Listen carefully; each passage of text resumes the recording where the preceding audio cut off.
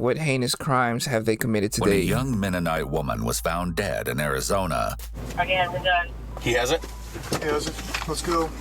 the police were desperate to discover why someone would take her several hours away from her home in New Mexico, only to shoot her dead and dump her body. Damn. Go, go, go. Sheriff's office, get out of the car! Oh, shit. Turn off the car! Step out now! Little did they On know God, that you as better they step worked out. with the That man Mennonite sounds community to serious. solve this terrible crime, authorities would end up discovering a decade's worth of unsolved crimes, all leading back to one depraved man. Get your hands up! A decade? Step away from the car! On February 22nd, 2020, locked Cynthia in. Schultz was pleasantly spending her morning collecting firewood for her camp at the Sunset Crater National Park, Firewood? around 20 miles from Flagstaff, Arizona. While out, Cynthia spotted a woman lying face down in the dirt. Thinking something might be wrong, she called out to the woman.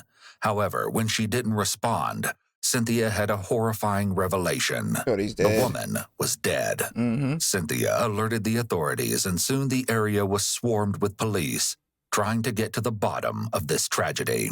He didn't move or nothing. He just, they went and look, checked her, and okay. Rigid as a rigor mortis. She was real stiff, cold. It was immediately clear to the detectives that this case was a homicide, Why? as the victim had a gunshot wound to the head, and her hands were bound together with duct tape. Well, that would As be they inspected pretty the body clear evidence closer, right there. they noticed that the victim was wearing very modest and traditional clothes, which made them suspect she might be a Mennonite.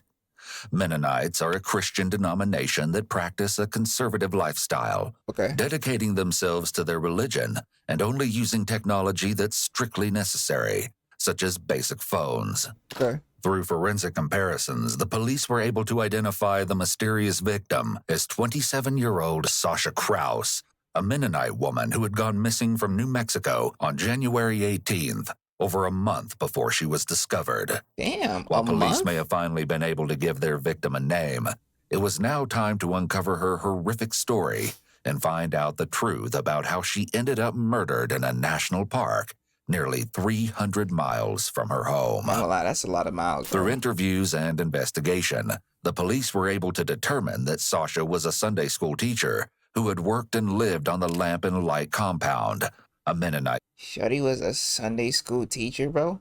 community in Farmington, New Mexico. Damn.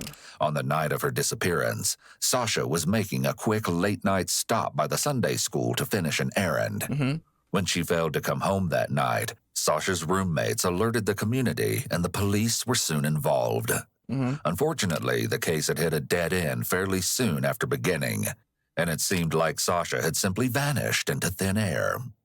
However, not only did authorities now have Sasha's body, they were also able to recover her phone, a key piece of evidence that could likely point them in the direction of their killer.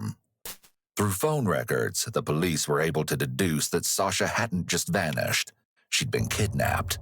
How did As they her deduce kidnapper that? drove her to Arizona, Sasha's phone could be seen pinging off of select phone towers before it died. Mm. Throughout her entire trip to Arizona, there was only one other device pinging off of those same towers, and it belonged to a man named Mark Gooch. Mark Gooch I ain't gonna lie, he did it. He did it. His last name is literally Gooch. What is a Gooch? I don't know, but I think it's bad. I think it's really, really bad, bro. It sounds disgusting. Mark Gooch. Tell me that don't sound crazy, bro. Throughout her entire What is- trip what to is a Arizona, Gooch? there was only one other device pinging off of those same towers, and it belonged to a man named Mark Gooch. You look like a Mark Gooch, Gooch was an nigga. airman working at Loui Air Force Base in Arizona, and at first glance it appeared he had nothing in common with Sasha outside of his cell phone records. Nevertheless, Lauren Nagel, the lead detective on the case, traveled to Loui Air Force Base and sat down with Mark for questioning. Detective Nagel introduces herself as Detective Jones, as she got married at some point between this interview and her appearance in court. Okay. Hi, thank you for your patience. That would work out that way. I asked you to come talk with me, and then, obviously, I get a phone call, right? Alright, so, I'm Detective Jones. I'm with the Sheriff's Office. I'm sure you're wondering what I want to chat with you about. Of course, I'm about to fill you in. We just gotta go through some procedural stuff first. The interview takes place in an interrogation room on Loui Air Force Base, and is an ideal setup according to the Reed technique. Okay. A popular method of interrogation. I done heard There's about no this barrier Reed between technique, huh? Detective Nagel and Mark, allowing her to observe all of his movements and nonverbal communication. Hold on, that's not what you said the walls Reed appear to technique be was bare, last time. which is intentional to minimize distractions. Okay. It's also helpful that there's only one detective present, which can make the interview feel less threatening. Additionally, Mark is seated near the door, which helps send the message that he's able to leave at any time. This may make him less defensive and more likely to talk. Yo, the way they have It can everything. also help prevent any false imprisonment claims strategic. later. Detective Nagel and Mark speak briefly about his responsibilities as a mechanic in the Air Force before the detective asks about Mark's life back home. So what'd you do before Air Force then? I worked in the diesel mechanic shop for about a year. As a gooch and, man. did construction as well, and grew up on a dairy farm. Oh yeah, that's pretty cool. Do you have siblings? Yes, ma'am. 6. Oh wow, really? Yep. Okay, big family. Tell me about them. Like how many brothers, sisters? 3 brothers and 3 sisters. I ain't gonna lie, Shorty, why you Okay. asking me so Got many it. questions? And where are they at now? All over the country. All over? Yes, ma'am. Are you the youngest? Yes, ma'am. Okay. Who would you say you're closest with? I don't know, we kind of got The separated gooch. pretty good after everybody started moving out. So you're not close with any of them though? I talk with them on the phone here and there, but I'm probably closest, maybe my brother back in Wisconsin. Oh, gotcha. Which brother's that? It's Sam. Sam. Okay. Mark comes across as a Sam polite, Gooch? well-mannered airman, but as we'll see over the course of the interview, this is just a facade. So Okay. what do you do on your time off? Play on my computer sometimes, play some games, go hiking as much as possible, but work on my car and bike a lot too. Try to stay active. Cool. Do you like go to church or anything like that? No, man, the church closed down. Oh, that's closed too? Coronavirus. Got you. Okay. Is that something that you did before it closed? Yes, ma'am. Okay. Yes, ma'am. I would attend church quite a bit. Okay. If you don't mind me asking about that, what kind of religion did you grow up in? I'm we a grew up in Christian, but I be having questions I guess the sometimes. religion, I guess, is how you call it. But I do believe in Christianity that is how boy it is. Jesus. That's my Okay. dog. Any like specific denomination of Christianity? Mainly, they were called Mennonites, or Amish. I'm not sure how familiar you are with that. Not really. Tell me about that. But basically drive darker colored vehicles. We use flip phones when you have internet. stuff Oh my like that. God, So she's it was literally pretty- trapping him. It was pretty sheltered, you could say. Pretty sheltered. Difficult. I got it. With this admission, the police now have another unexpected link between Mark and Sasha. They're both Mennonites. Yeah. When the detective brings up the topic of religion, Mark starts to fumble with his words, indicating that the topic of religion may be something Mark doesn't want to talk about. In that last 6 months, have you traveled out of state anywhere? Yes, ma'am. When I came down here, I drove my car from Wisconsin down here. Oh, okay. So you drove from Wisconsin to Phoenix. Correct. Anywhere else? Pretty much all. State of Arizona. I try to do as much hiking as possible. Mark doesn't know it yet, but he's just been caught in his first lie, the first of many. Using words like pretty much, mostly, and similar sentiments are qualifiers and often throw up a red flag to detectives. I ain't gonna lie. These words usually indicate half-truths or that there's something the individual may not wish to I disclose. be saying pretty In much this a lot case, though. Mark saying that he pretty much stays in Arizona isn't true at all, and he's hiding something very big. Jesus. He also uses filler sounds such as to delay answering, so he has time to think about his response. What about You're Cud? you're probably wondering, why I'm here. So I'm a detective. I'm with Coconino County Sheriff's Office, Okay. and I am working a homicide investigation. Okay. There was a girl named Sasha Krause that was killed. Did you hear about that case? I've seen it in the news. Yes, ma'am. Tell me what you know about the case. It's basically the news report. She was from New Mexico, right? Mm-hmm. And she left home. It's crazy how he's pretending to left not home know one evening and when they he found really her like in that is wild. Northern Arizona, like Flagstaff. She's like area, from Right. So that's the case that I'm Mexico, working. right? Like, Any idea come now on, why bro, I want to my talk nigga, to you at you- all? Cause you killed her, buddy, Probably because I was and cause your last name is Gooch. probably traveling up in New Mexico area, probably. Yeah, that's exactly it. As the detective reveals why she's here interviewing him, Mark begins to show more and more signs that he may be hiding something. When asked what he knows about Sasha Krause's murder, Mark vaguely says that they found her. This is a soft way to describe something as violent as a homicide. Facts. And they found her in northern Arizona. When suspects shy away from using realistic words such as murdered or killed, this can be a red flag for possible deception as they're minimizing the Not gonna lie, crime. the way he be saying these Additionally, words. Mark uses the Killed. qualifier probably 3 times in 8 seconds. Probably because I was probably traveling up in New Mexico area, probably. So we've got these things called license plate readers, Okay. and your vehicle hit a license plate reader in that area. So tell me about that. You were traveling then. I'm a little confused because at first you said you hadn't traveled, but now did you go to New Mexico? Yes, ma'am. Your vehicle was picked up on that license plate reader in the general area on the same day actually that she went missing. And so what I'm doing at this point is I got to talk to everybody, as you can imagine. That's my job. Understood. Anybody who's in the area, anybody who could have seen something. Despite the fact that Mark appears to be intentionally lying, Detective Nagel does a great job of calling him out for it while also remaining non-judgmental. She does this in order to keep Mark from feeling threatened and ending the interview, while also not letting him get comfortable in any of the lies he tells. The more someone repeats a lie, the more confident they will become. She also keeps him calm by not telling him the whole truth about why she's there. Although she's telling Mark that she's just interviewing everyone who got picked up on a certain license plate reader, we know that Mark is actually her number one suspect, Shit. and that he was found through phone records. You did say that This is just one mysterious voice example of man. the ways detectives can lie during interviews in order to get a suspect to tell them the truth. Whoa, So why were you in New Mexico? Whoa. Detectives can lie in order to get a suspect to tell them the truth? Has that always been the... Well, yeah, that's facts. That's 100% facts because they never reveal what they know. They just say, oh, we know this and we know that. Nigga, you don't know shit. Okay. I see. During interviews in order to get a suspect to tell them the truth. So why were you in New Mexico that day? I was planning on going, so I was checking out Mennonite churches. I had traveled up to Flagstaff. Mark takes a big pause after he says he traveled, followed by his foot twitching. And then he says to Flagstaff. I had traveled up to Flagstaff. This is something called a cadence switch, which is essentially a disruption in the flow and inflection of speech. In an interrogation, this can be seen as an indication of something Flagstaff. being left out of a story, as the speaker paused and changed their speech pattern. I was hoping that ski resort was still open. But Yeah. they were closed due to coronavirus starting up. Ain't gonna lie, this sounds like And, he's reciting lines. So I figured I'd go check out a Mennonite church up in that Maybe that's area. his voice So I then. knew some people from Wisconsin that used to live there.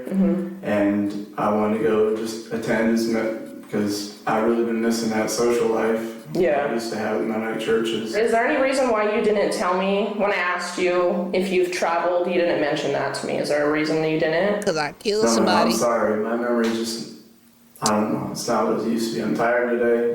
I'm sorry for failing to mention that. But I'm I'm tired. not trying to hide or withhold information. Okay, thanks. Once again, Mark is caught in a lie.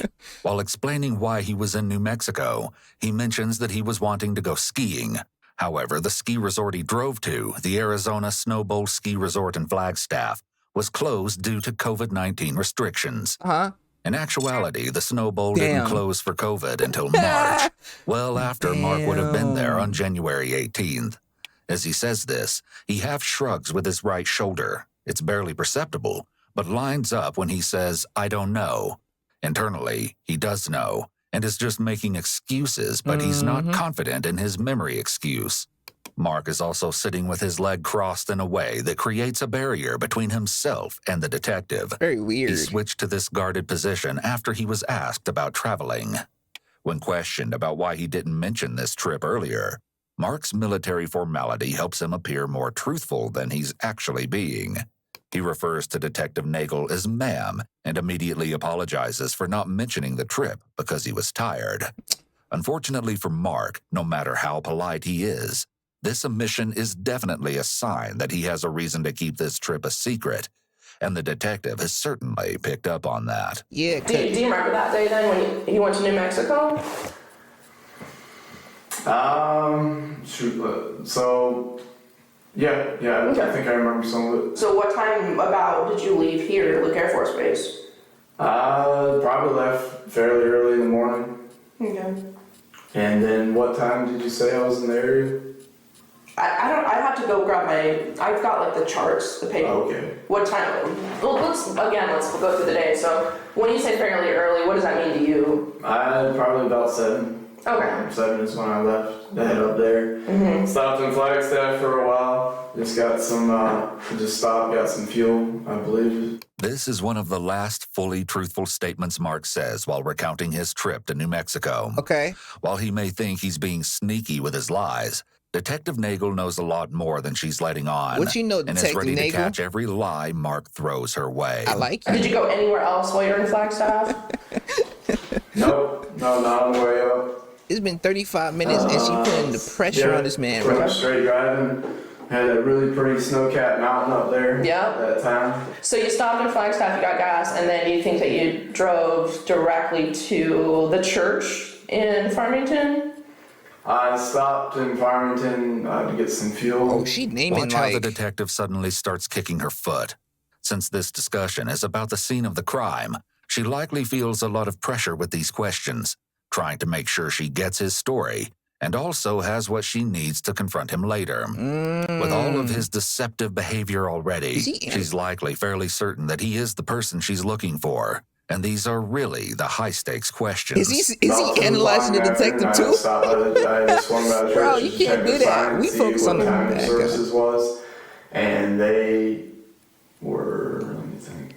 I think it was just Sunday evening.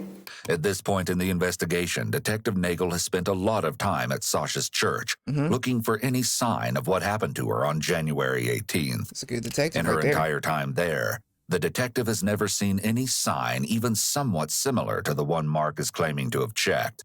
Did you talk to anybody while you were there? No, there was no one at the church, and I didn't want to bother anybody. So. Did you like it? I don't know. What is it? A church that like what you grew up in, or different? It or what? was. It looked fairly similar, but it's not really the same. So I was just a little disappointed with the whole long drive and everything. I didn't really see it as working out long term to make it there. Yeah, that is a long drive. It'd be way too far to drive every weekend. So I talked to my friend. He wanted to go hiking on Sunday, and I really wanted to make it for that. I work with him in the shop, and Who's that friend? his name's Kefley. Mark claims that he made plans with Kepfley to go hiking the following day. However, according to Kepfley himself, the two actually went to a swap meet, also known as a flea market. Yeah. From what I'm understanding, it doesn't sound like you were there for very long. No, man. And then where did you go after that? Facts. Why are you so I quiet? can't remember if I was going to go look for a hike, or did I head straight back? I think I started, once he called me about the hike on Sunday, I think I started heading back. He called you Correct. while you were over there? Correct. Okay. According to Mark, Kepfley called him to discuss plans. However, the phone records disagree with Mark. Mark and Kepfley only texted that day, and in fact, the only person that Mark spoke to on the phone was his brother Sam.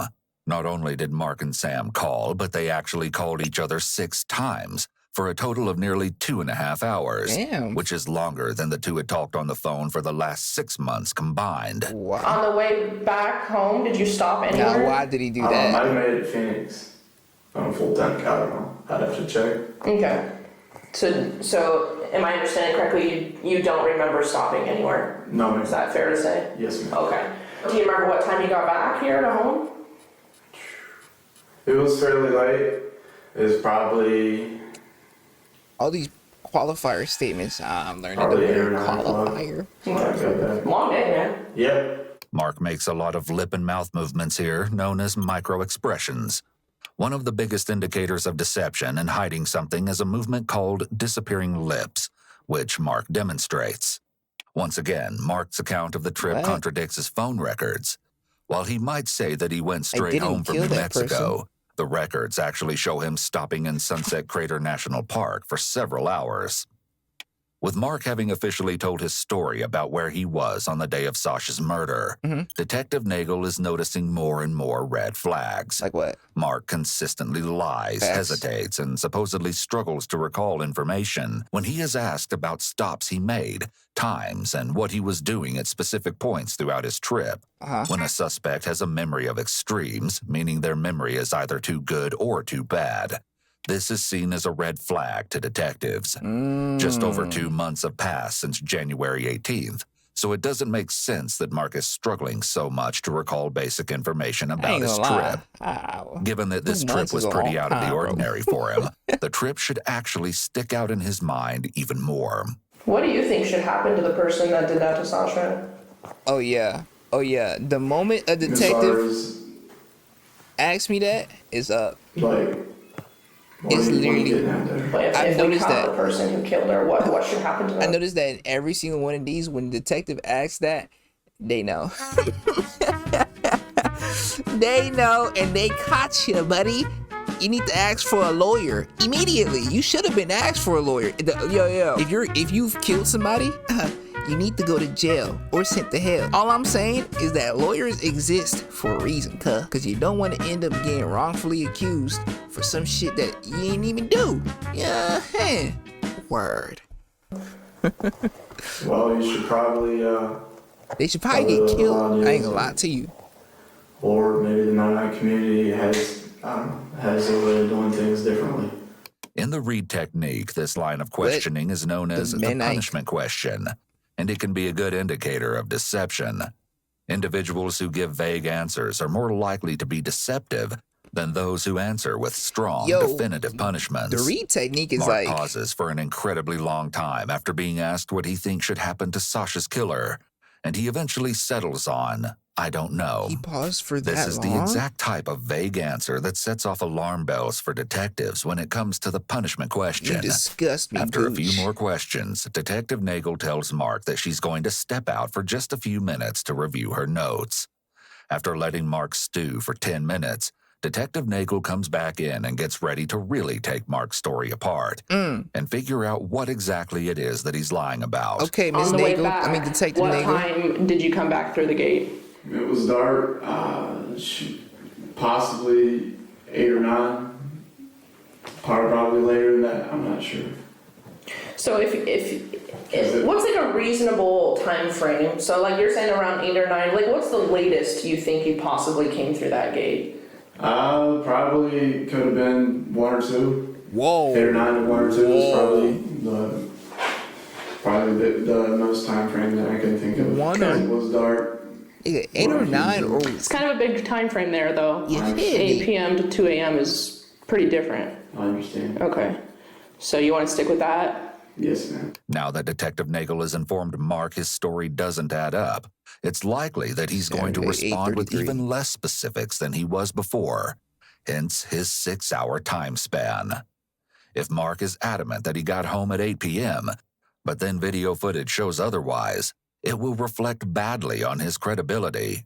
On the other hand, if he admits that it was 2 a.m. when he got home, then there's a large chunk of time that's completely unaccounted for between Mark leaving the church and arriving home. While When Mark might be trying to avoid dumped getting the caught in a body. lie by avoiding specifics, in actuality, this just makes him even more suspicious. on God. So what if I told you that the time that you came in the gate that morning was 6:53 in the morning? Oh my God. Would not guess it was that late. That's a long time. Yes, ma'am. So how do you explain that? I stopped and slept in the car. On the way back, I had trouble staying awake. Tried to stop. Bro, where was this part of the story when you was telling the sleep story, multiple my times, nigga? so couldn't really sleep. It was cold. Okay. On the drive back. Oh, it was cold. I was tired. Now, Mark has to scramble to fill in the gaps that Detective Nagel is pointing out. Mark claimed he left at 7 in the morning on January 18th, and according to the detective's records, he didn't get home until nearly that same time the following morning. Not only is this around 10 hours after the original time Mark gave for when he got home, but it's almost 5 hours after the revised Nigga, time he it's gave. the next day. It's also highly suspicious that he has never mentioned this supposed nap he took in his car on the way That's home. what I'm saying. And it definitely comes across that Mark is doing anything he can to try and cover up his lies. With his lips. Have you gone to Flagstaff Like, why you any do more that? than that one time? Why you keep doing No, that, bro? man. Except when I came down from Wisconsin to Loui. I don't remember which route I took. Cap. coming in. Okay. So after this New Mexico trip, you have not gone back up to Flagstaff No. again, is that right? Not to my knowledge. Mark saying not to my knowledge. Not to my knowledge. Hold on. I need to get some food. I got food. I'm gonna eat it. Doesn't make sense here, because how could he travel somewhere without his knowledge? Do y'all like mushrooms? This is a selective memory statement, I know. but in this situation, it also just doesn't even fit with the statement, and he would have been better off going with "I'm not sure," or "I don't think so," or some other selective memory statement. Yeah. He must be starting to really feel some anxiety about this, There's a because mushroom. his thought processes are less logical, and his word choices aren't great. So I know that you went back up to Flagstaff a couple days later. Okay. And I've got a couple different ways to confirm that, like your gate checkouts and evidence that you were up in Flagstaff. So did you go back to Flagstaff for some reason a couple days later? Possibly went for a drive. Went to go. Bro. I don't remember. When asked about going to Flagstaff again, Mark hesitates for a long time before answering. Significant delays can be a red flag for deception. Mm-hmm. Some questions require thought, so it would make sense for someone to stop and think before answering. However, it doesn't take this much thought to remember if you recently went to a town 2 hours away from where you live, meaning that Mark's hesitation just comes off as suspicious. Clearly, Mark isn't going to be truthful about what he was really up to on January 18th. So Detective Nagel changes gears and starts asking Mark more about his Mennonite connection to Sasha. Earlier when we were talking, you mentioned how when you're not born into the Mennonite church, we use that word outsider. Like you're kind of an outsider compared to like people who are born in. Sasha was like that too. Did you know that No. her family was not born into Mennonite church? So I'm wondering if you're willing to kind of tell me. I noticed I just saw a little bit of an emotion in you when we talked about that. Is there something that happened to you in the Mennonite church that upsets you? Not really. It's just a way of life, and I didn't really like it. And I was happy to be out of it. My parents left the church. By stating not really, he's denying anything happened to him, but not strongly. By using a qualifying statement instead of just saying no, it suggests that there is something, but he doesn't want to talk about it. Okay. So Mark, what I do for a living is talk to people. Understood. And I just feel like I can read people a little. I know I don't know you. I'm not going to even pretend I do. But there's something there. And is it just something you don't want to talk about? Something that happened that made you leave the church? I swear if he uses another qualifying statement. No, man. I pretty much left the church with Oh my my parents. gosh. Decided to leave. Okay.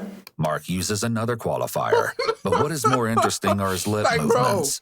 It seems like his lip movements are his fidgeting behaviors, but he's probably had some training about not showing anxiety both in the home he grew up in, as well as in the military, so he doesn't have a lot of the bigger nonverbal cues that we look for. Yet these lip movements, which continue to return to the disappearing lips, make it clear that he's withholding information. It's almost like he's trying to hold in whatever it is he really wants to say. While Mark may be playing it cool, the detective knows he's hiding something. Before this interview even began, Detective Nagel was able to go through Mark's text messages and saw some concerning things regarding his views on Mennonites. In a text conversation, Mark and Sam are told by their brother Jacob, a Virginia state trooper, that he had just given 2 Mennonites a speeding ticket. Mark and Sam are both overjoyed to hear this, and Mark even says that he hopes that Jacob treated the Mennonites like shit. Sam makes a point of calling the Mennonites cultists, giving some insight into how he and his brothers feel about the religion. In another conversation between just Mark and Sam, Mark tells Sam that his surveillance on the Arizona Mennonites that morning was boring. The use of the word surveillance was incredibly alarming to authorities. and clued them into the fact that he may have been planning some kind of attack on the community for quite a while. We have a detective talking to Sam right now Why? in Wisconsin. Okay? And so I want you to know that for this main reason. Nigga, Sam's what telling did the us some Mennonites do? stuff, and you're talking to me, and I want to just make sure, you know, what both of you guys are telling us lines up. And what I know a little bit about from what Sam said is, sounds like something's going on here as far as like maybe you have hard feelings against the Mennonite church, or maybe like a grudge or something like that. So let me get this straight. You're talking to Sam right now, huh? Mm-hmm. So it sounds like I need to get a lawyer because you're trying to pin something on me. Well, I read you your rights at the beginning of this. Yes, ma'am. And I'd like to see a lawyer now. You would like to speak with the lawyer? Yes, ma'am. Okay. So I'm not going to ask you any more questions then. I am going to have you sit here for a few minutes. Understood. And then I'm going to kind of explain to you what else is going on today, okay? Yes, ma'am. Okay. You go with that water? Correct. All right.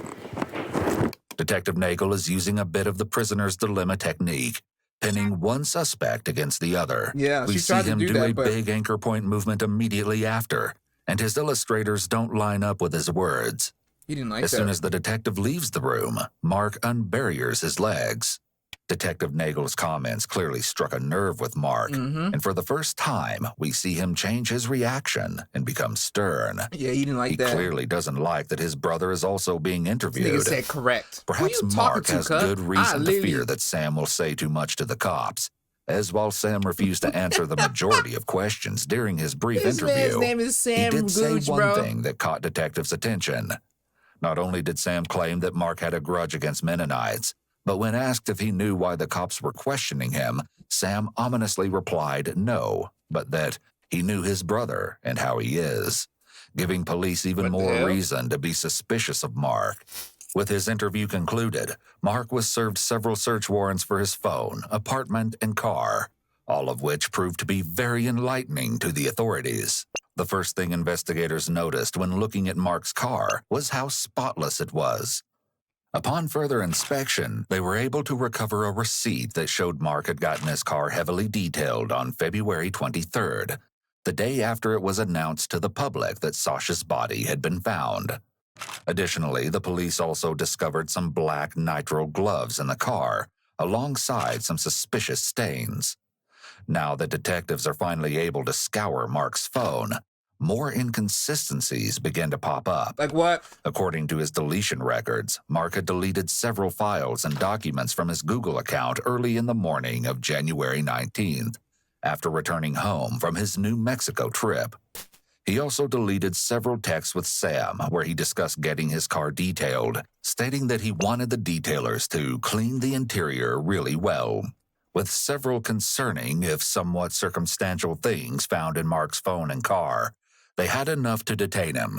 However, police still didn't have enough evidence to actually connect Mark to Sasha's killing. That's not enough Never evidence? mind justify an arrest and guarantee a conviction. I guess There was not, still yeah. the puzzling question of why, as there was no clear motive why Mark would have killed Sasha. Yeah. Investigators soon began interviewing and interrogating the people closest to him in the hopes that they could shed some light on the case. They had to have. First, they started with Alex Golub, Mark's good Yo, friend okay, from these basic last names are training. getting crazy, bro. For the most part, Alex said that Mark seemed completely normal throughout their friendship. Golub. However, there was one odd moment Alex mentioned that really stuck out to detectives. Talk to me, Has Alex. Mark ever talked about killing people to you? Whoa. No, man. What the? Just the text that we did have. We were going to go spec ops together, and we were kind of looking at TAC B. And he mentioned in one of the texts that something like he'd be happy to get paid for killing Yeah, people. exactly. But I was just like, oh, I mean, that's a kind of like a huge thing. It's just a weird thing to say. So I was like, oh, that's just huge. And also, you know, it's the enemy. So I mean, I don't really take it as like he's wanting to kill innocents. It's more like the enemy. Okay, these are exactly what you're referring to, probably. See that the highlighted conversation between you guys? Yes, ma'am. Is that what you were just talking about? Let's go TAC B together. Yes, ma'am. Do you have the one where it says yes.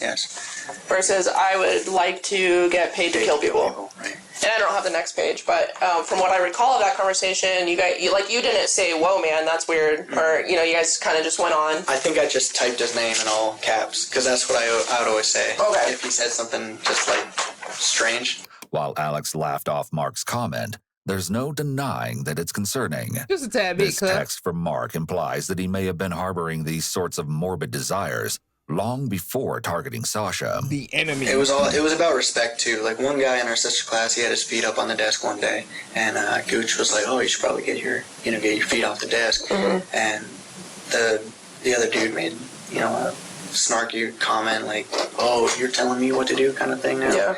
And I could tell that Gooch got pretty mad at that. And I was like, calm down. Okay. From Alex's story about Mark, we can see some indications that Mark may struggle with anger control. The story is also indicative of excessive rigidity. People who are very rigid when it comes to social rules may often get into confrontations with others because they can't cope with seeing any rule-breaking behaviors they deem inappropriate. While this might seem contradictory at first, given the... You got a problem, Clark? I never really said hey to y'all. How y'all doing? I hope y'all doing well. Hope you're feeling swell. I'm really doing this intro 34 minutes into the... because they can't cope with seeing any rule-breaking behaviors they deem inappropriate. Because they're weird. While this might seem contradictory at first, given the accusations against Mark, he may feel that the rules don't apply to him. This is a trait typically found in individuals with antisocial personality disorder. And How do you last name remember is Mark Gooch. reacting to stress? Sorry, Just I can't let stiff it as a go. board. Bro. It just sounds so nasty. Very disciplined. Never screamed back. Never lost his cool, kind of thing. Okay. You'd see his face get red, but I thought he was just embarrassed. Alex describes Mark as stiff as a board and mentions his face turning red. These traits, in conjunction with how we saw Mark acting during his interview, could be signs that he's emotionally cut off. This is another trait that's common among individuals with antisocial personality disorder and is tied to their overall lack of empathy. I ain't gonna lie, this man While uses these few antisocial indicators certainly personality aren't enough disorder to a give lot, Mark though. a full diagnosis, they can give us some insight into how he might think. As investigators question those around Mark, they learned something very interesting that could blow this case wide open. Blow it. According to Kemper Kepley, Mark's best friend at Luke Air Force Base, Mark had secretly kept a gun on base for several months. Damn. However, he'd recently given the gun to another friend to store off base. Okay. Detectives were quick to track this gun down and bring it in for testing, How did which they showed track that it it? was the same caliber as the bullet that killed Sasha. Oh, shit. However, while the police were in possession of Mark's gun, the case took a turn none of the investigators were expecting. Why did they blur this? What? Oh, blood stains on Mark's shirt. The Okay. case took a okay. turn none of the investigators were expecting. What turn? I got a text just a few minutes ago from Sam Gooch that said Mark Gooch had said that I could help him out with his possessions. The detective is fine with Kemper working with Sam to get some of Mark's belongings. However, he does have one request. He starts asking about the gun. That's what we want to know about. Right. Okay. And don't, provide him any information that you know about the gun. If you can help that. So, we're asking you not to do that. Within a week of this call with Kemper, detectives were notified that Sam had reached out to Jeremiah Levesque, the last person who had Mark's gun before it was given to the police. Levesque? While working with Jeremiah, the I'm police sorry, I listened just in don't on like a none of phone these call last between names, him bro. and Sam, where Sam made plans to travel across state lines to Arizona in order to dispose of Mark's gun before the police could get it. In the call, Sam told Jeremiah, "Considering what's going on, if you're comfortable, I would say get rid of the gun any way you deem fit. If not, I will deal with it whenever I get there." Jeremiah was then able to arrange a meetup point with Sam where they planned to trade Mark's gun. However, unbeknownst to Sam, Jeremiah had been given a replica gun by the police, and officers were going to be covertly hidden around the meetup site, waiting to make their arrest. Target just pulled into the second parking spot. Okay, so they're using Jeremiah to catch Sam. Okay. I was confused for a second. Hell yeah. Matter of fact, I hope they shoot this nigga. That's good. Hey, call it in. Boom! Sorry. That was unnecessary. Target's getting back in his car. He's got the gun. Target has a gun. He has it? He has it. Let's go. Over with. Nigga, I would have been running. He immediately tackled that sicko. Sheriff's office, get out of the car! Yeah! Turn off the car! Step Turn out off the- now! Get your hands Die! up! Step away from the car! Step towards me! Turn away from me now! Get on your knees! Get on your knees! Put your hands behind your head! Nigga, I want to see you in a pretzel right now. Passenger in the back, get out of the car! Passenger? With their sting operation successful and Sam Gooch arrested, Yeah. it was time for the detectives to find out why Sam was so set on disposing of Mark's Yeah, what's gun. going on? Like, why? Detective Troy Short was sent in to interrogate Sam, and he was immediately met with resistance. You want to start from the beginning and kind of...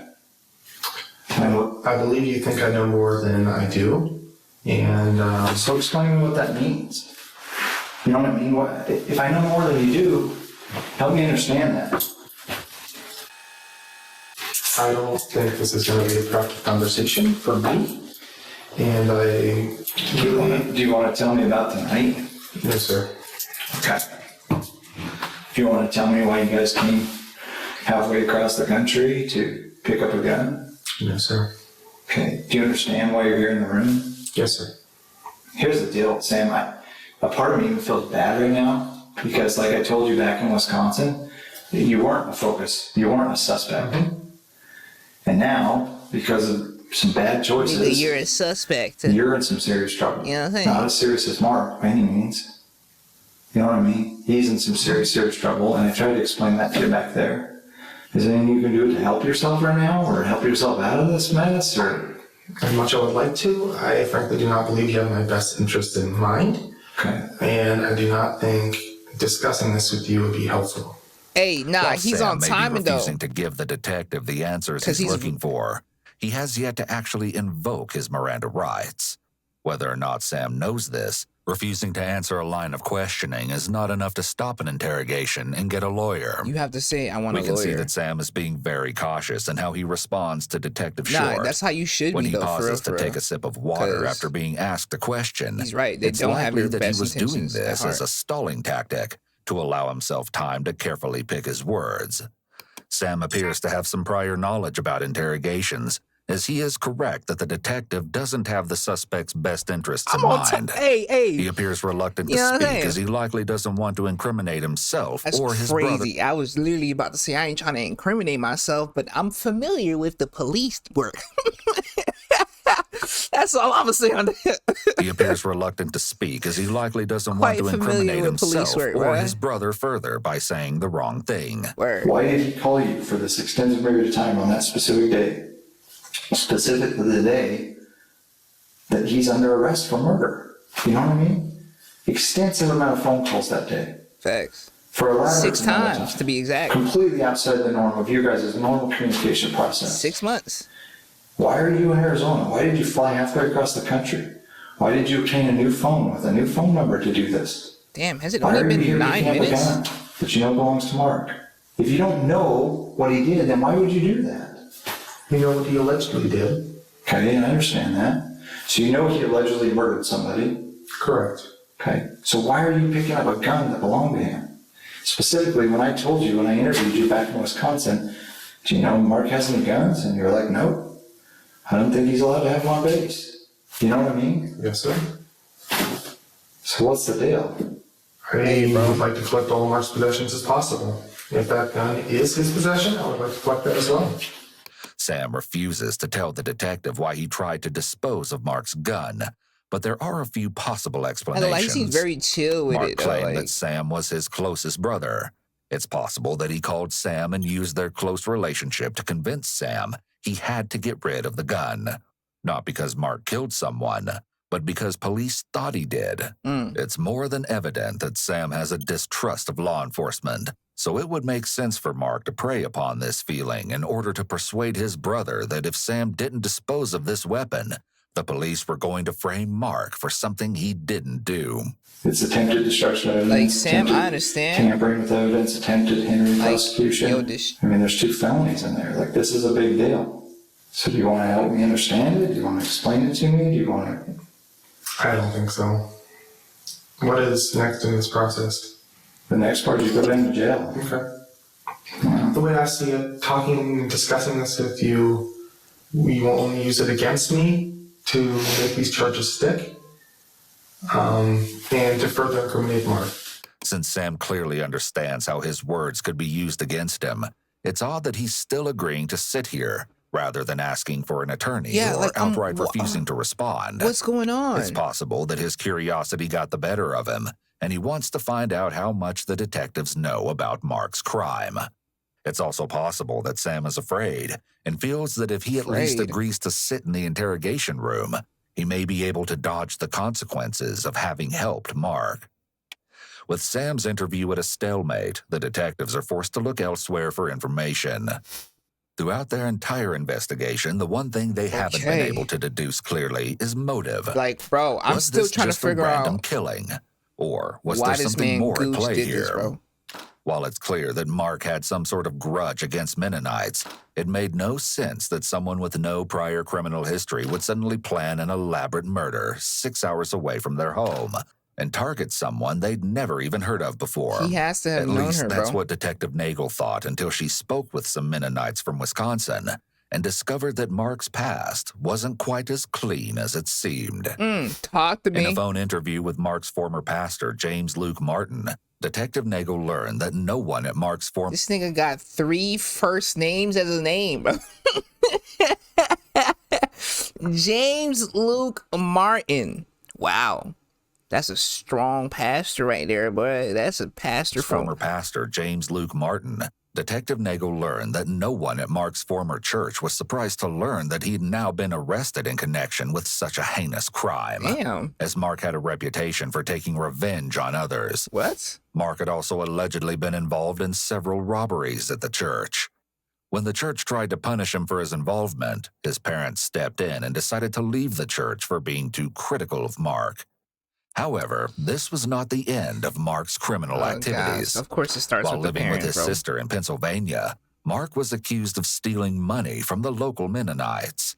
Soon after, everyone who accused Mark of stealing money discovered that their cars suspiciously stopped working. After investigating further, these Mennonites found that sand had been placed into the oil pans of their cars, causing their engines to stop working. This nigga was literally While those a affected devious... weren't able to prove it was Mark who put the sand there, it doesn't seem like a coincidence given his interest in mechanics and apparent taste for revenge. Bro.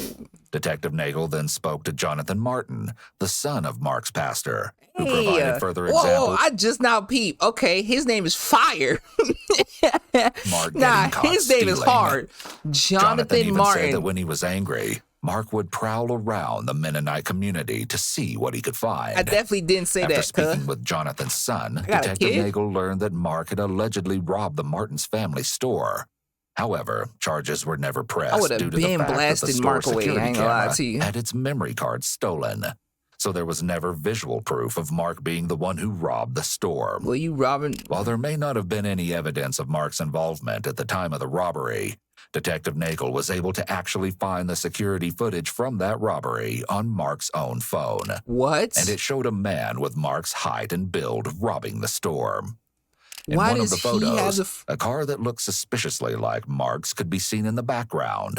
It looks With exactly these like his photos, Detective Nagel had what appeared to be tangible proof that these accusations against Mark weren't just hearsay. Eventually, the detective got a hold of Jared Ulrich, a man who claimed to be Mark's partner in crime in the past. Jared openly confessed to Detective Nagel about all the robberies he'd allegedly committed with Mark, and he described in detail how Mark would This nigga try to got frame weapons other from the people in the Christian community for their Crusade, bro. crimes. What type There of... definitely seemed to be evidence that Jared may have been telling the truth, He look as like a he got a series of steak or texts something, were found bro. on Mark's phone, all of which had been recently deleted. Damn. In these texts, Mark talked to Sam about Jared never understanding the real cost of getting caught. Mark then asked Sam to remotely wipe Jared's phone, something that he also asked Sam to do to his own phone after he fell under suspicion for Sasha's murder.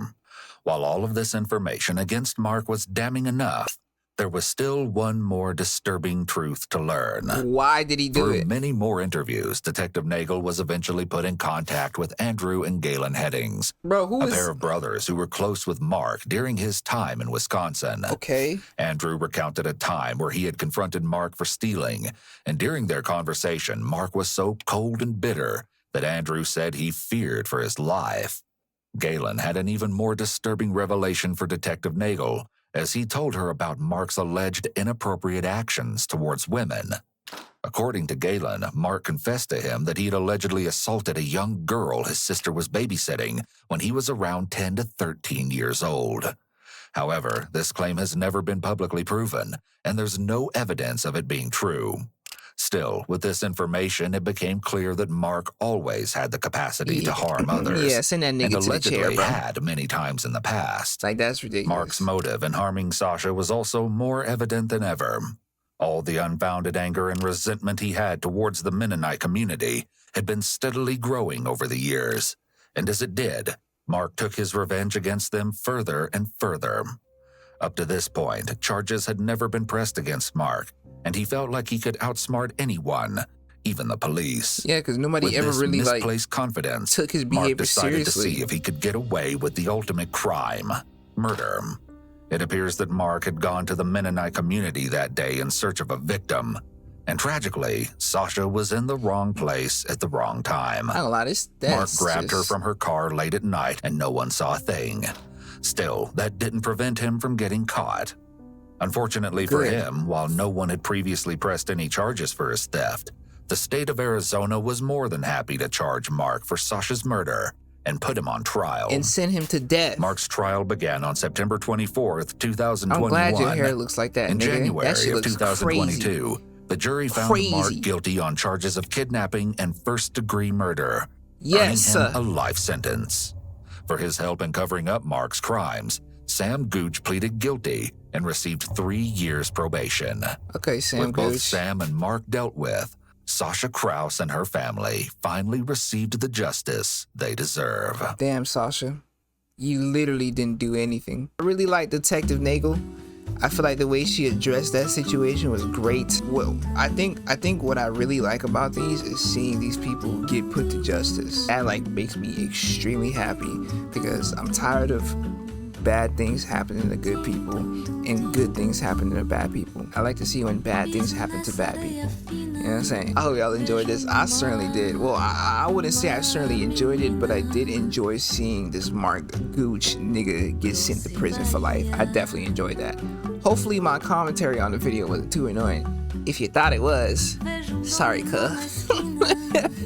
Sorry, cuh. I don't know what to tell you. I was locked in. Okay, enough for me. No, seriously, enough for me. I'm gonna leave y'all be. Y'all see I'm looking directly at the camera now. I'm not looking off to the side. I'm looking at you, cuh.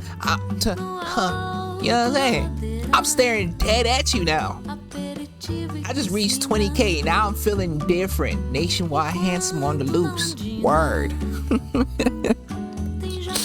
Enough of me. No, seriously, enough of me. I'm gonna leave y'all be. It's been your boy, Tribe Loui. Good day, good afternoon, good night, good evening, good morning, and most importantly, but unfortunately, goodbye. Yeah, it's the end. Leave a like and share it to your friends and your kin. When I post a video, I'm gonna need y'all to attend. Thank you for the view, but I ain't done with you. 2023, I'm about to be Jordan with the flu.